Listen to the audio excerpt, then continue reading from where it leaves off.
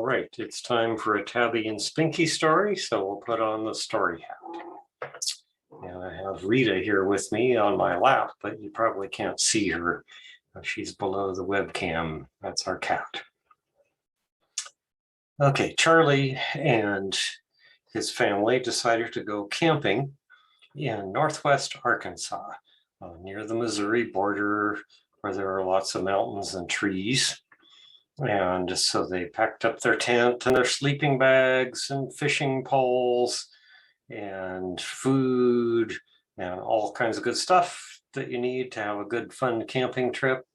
And they drove out to where there was a campground with lots of woods around it, wide expanses of open space in the woods, and set up their camp for the night.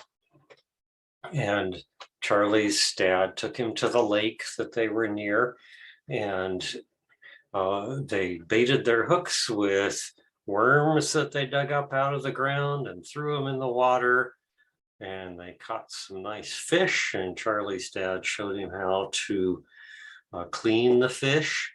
And they took him back to the camp and they cooked him in a pan over the open fire. And Charlie usually didn't like fish all that well at home, but it was pretty fun to eat the fish that they caught fresh. And they had some of the food that they brought with them to go with the fish and settle down for the night and have a good night's sleep in their tent, almost a good night's sleep. You don't usually get a good night's sleep in a tent because the ground is hard and there are rocks under you and you hear noises during the night and you're not used to it, but they got some sleep. And so some sleep is pretty good when you're camping. So the next morning, they got up and fixed a nice breakfast of bacon and eggs over the campfire, and they decided to go for a hike. And so Charlie's mom and dad were walking along hand in hand, and Charlie ran on ahead, and he noticed a big black trash bag that had blown beside the trail. And he picked it up and there wasn't very much in it, but he noticed there was a lot of trash along the trail. And it seemed like a good idea while they were hiking along to try to pick up whatever trash was there and leave the trail cleaner than they found it. So he started carrying the trash bag and he found some paper and food wrappers and he picked those up and threw them in the trash bag. And once in a while, he found some old clothing that somebody had discarded. Maybe they had torn a shirt or a jacket, or it got too hot and they laid it down and forgot to come back for it or something. So there were a few odds and ends of old clothes. And he found some empty tin cans, quite a few of those, some big ones and some small ones, plastic bottles, and even found a cigarette lighter that looked like it had some lighter fluid in it that he tried flicking it and it worked, but he put it on into the trash bag. And he came to a bush and there was a bunch of string all tangled around the bush. And he started pulling the string off the bush and eventually found that there was actually a ball of string under the bush and people had just given up and left it because it was too hard to get it untangled from the bush. But he got it all the way out and put into his big trash bag and kept walking along and found some rusty nails on the ground and just kept walking along and even found the broken head of a hatchet. The head wasn't broken, but the handle had broken off right below the head. So somebody had just thrown it away. And he threw that into his trash bag and kept walking. And he looked back and saw his mom and dad were coming along slowly. And they sat down on a bench beside the trail and were looking sort of mushy. And he saw his dad reach over and kiss his mom and he thought, ooh, yuck. And he kept walking forward. And pretty soon he noticed something extra interesting on the ground. there was a card about the size of a playing card, but he picked it up and looked at it, and it had a picture of a football player.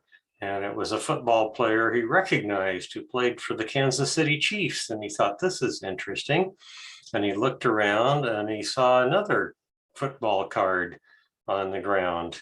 And then there was kind of a rough trail leading off to the side of the main trail.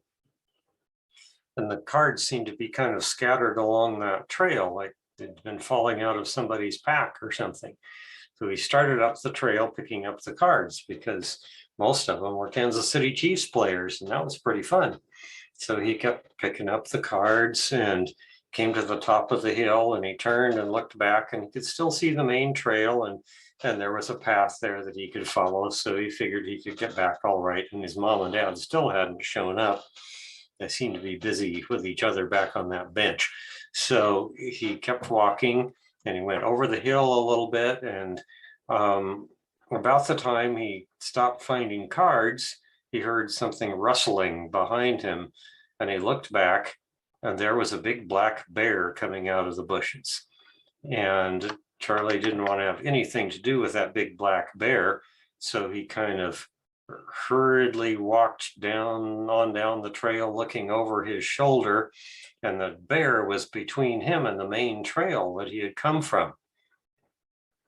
And he didn't want to just break into a run, because sometimes wild animals will chase you if you break into a run. And so, but he walked fairly fast and looked over his shoulder, keeping an eye on that bear. And it didn't seem terribly interested in him, but it kept ambling toward him in his direction. And he thought, this is no good. And as soon as the bear was out of sight around a bush, he started running as fast as he could run. He wanted to get as far away from that bear as he could. And he ran and ran and ran. And then but once in a while he could hear something rustling behind him, and he was afraid it was still the bear. And he thought, well, the bear seems to be following this trail. I need to get off of this trail. I'll go over into the woods and circle back around to the main trail. So he went off to the left and down a ways farther from the trail, keeping an eye on that trail. And he did see the bear walking on down that trail. And so he wasn't going back to that trail. And he walked farther on down and turned toward the left to go back toward the main trail, and made another left turn and started back. But pretty soon, everything just looked very different. He hadn't seen that part of the woods before, and he wasn't coming to the trail, and he didn't know what was going on. He figured it had to be up just a little farther. So he kept walking and walking, but pretty soon it even got dark, and he still hadn't found the trail, and he didn't know what to do. So he decided, well, the best thing to do if you're lost is to sit down and not move and not get farther and farther away from where people might find you. So he sat down there and put his back up against a tree and was beginning to worry. And when he started to worry about things and was in trouble, Charlie knew the best thing to do was to pray. So he talked to God and told him, I think I made a bad decision and I'm lost. Please help me. Please keep me safe and get me back to my family. So since it was very dark, or starting to get, it was getting darker and darker. It was soon going to be really dark, and it was pretty dark right now.